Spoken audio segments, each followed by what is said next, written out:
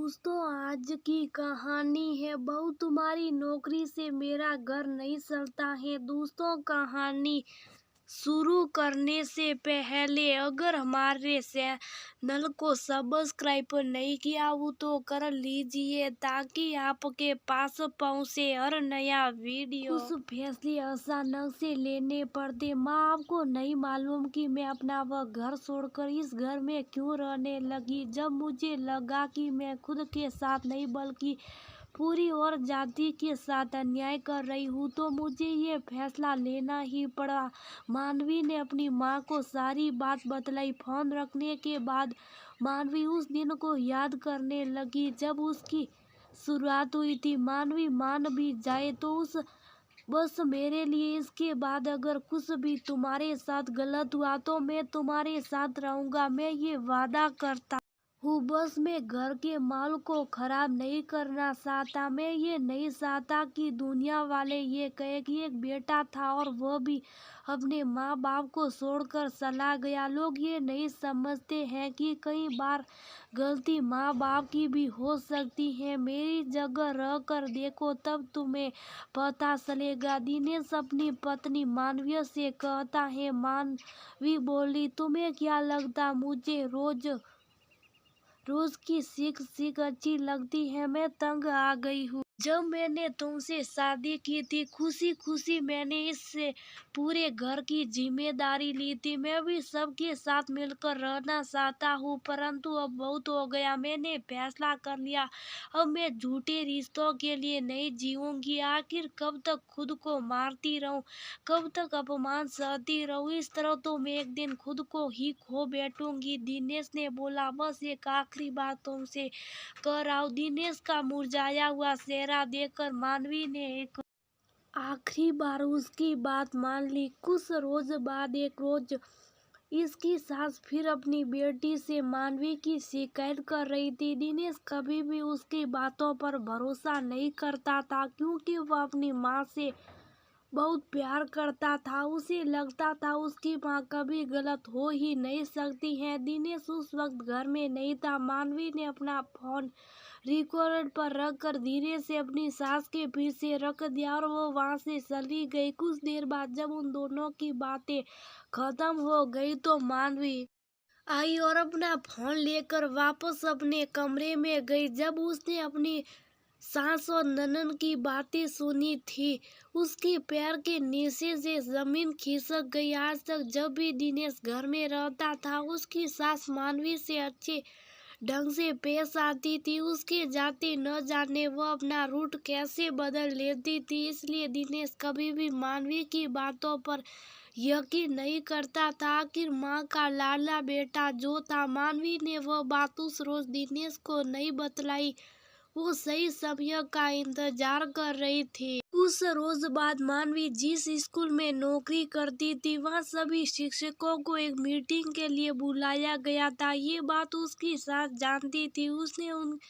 उसके दिन अपने कुछ मेहमानों को बुला लिया। मानवी के लिए बहुत ही विकट परिस्थिति हो गई कि आखिर वो स्कूल और घर दोनों को कैसे संभाले। मानवी की सहेली ने कहा, हर घर की यही कहानी है। न जाने क्यों सास अपनी बेटियों की तरक्की के लिए सीढ़ी बन जाती है और बहू की तरक्की के लिए उसी सीढ़ी को काटने की मशीन बन जाती है। जबकि पूरी जिंदगी उन्हें बेटी के साथ नहीं बहू के साथ बितानी है। उसने मानवी को उपाय बताया कि तुम सुबह ही दोपहर का सारा काम करके रख लो ताकि तुम्हें समय मिल जाए। मानवी को सुझाव पसंद आया।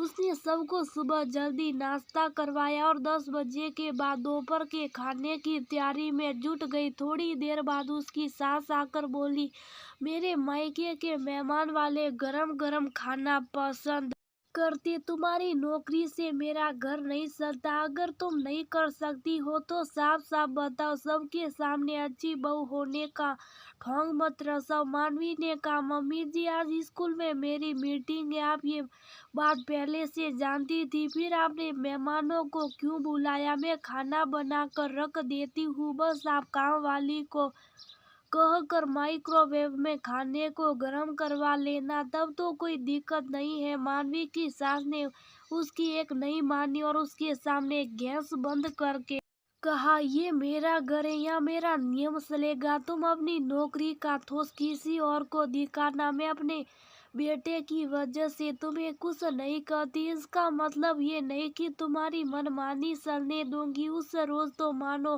मानवी के बर्दाश्त का बांध टूट गया। उसने सब कुछ वैसी रसोई में बिखरा हुआ छोड़ दिया और तैयार होकर स्कूल चली गई। जब उस स्कूल में थी तो किशोर का फोन आया। किशोर की तेज आवाज सुनकर मानवी बोली, हर बार मुझसे सवाल करने से अच्छा होगा तुम अपनी माँ से सवाल करो। मुझे लगता है पिछली बार तुम्हारी बात मानकर और वहाँ रुक कर मैंने बहुत बड़ी गलती कर दी थी। इतना कहकर उसने फोन रख दिया।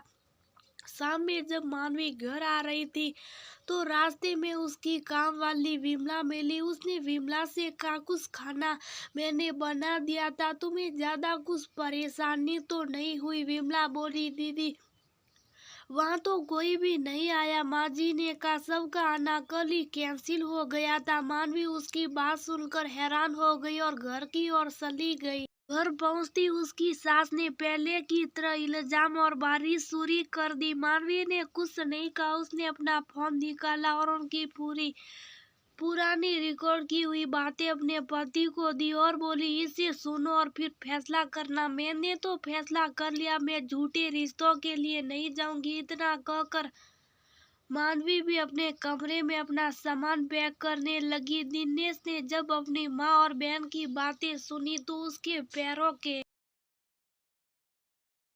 नीचे से जमीन खिसक गई। मानवी के लिए उसकी मां ने कई अपमानजनक शब्दों का इस्तेमाल किया। उसके माता पिता का अपमान किया। मानवी और दिनेश के रिश्ते पर उंगली उठाई, यहाँ तक कि दिनेश को इस रिश्ते में फंसाने की बात भी उन्होंने कह दी। जब सुनने के बाद मानो दिनेश को साफ सूंघ गया। जो दिनेश अपनी माँ की पूजा करता था, उनके मुंह से अपनी पत्नी के लिए ऐसे शब्द सुनकर वह बहुत उसकी माँ ने कुछ कहना चाहा तो दिनेश के काम में हाथ जोड़कर आपसे विनती करता हूँ, मेरे मन में जो आपकी छवि है उसे तो आपने धुल्ली कर दी।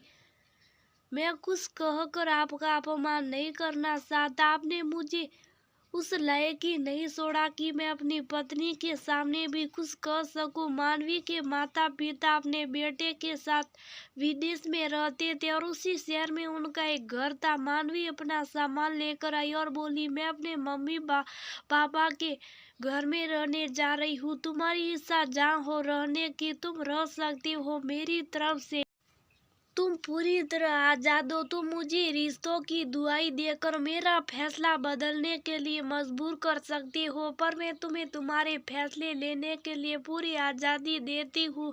इतना कहकर वहां से चली गई। दिनेश के पास उसे रोकने के लिए वजह ही नहीं थी, पर वह पुत्र धर्म निभाने के लिए वह रुका।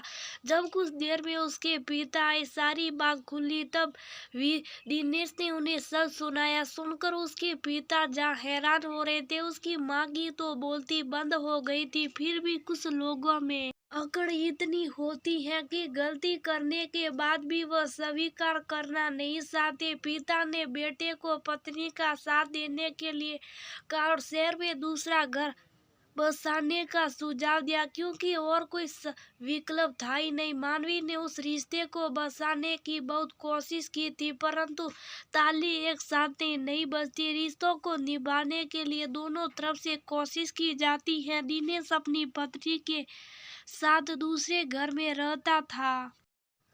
हर शाम आकर माता पिता के साथ कुछ वक्त बिताता था, क्योंकि उसकी माँ ने और कोई विकल्प छोड़ा ही नहीं था। मजबूरी में सही, परंतु उसे ये फैसला लेना ही पड़ा और कुछ झूठे रिश्तों के लिए उसे अपने मन को मारना ही पड़ा। दोस्तों, कोई भी लड़की रिश्तों को तोड़कर अपना अलग घर नहीं बसाना चाहती और कई बार रिश्तों को बसाने के लिए वो झुकती है, पर अंत में अपने स्वाभिमान को बचाने के लिए झूठी रिश्तों को छोड़ना ही पड़ता है।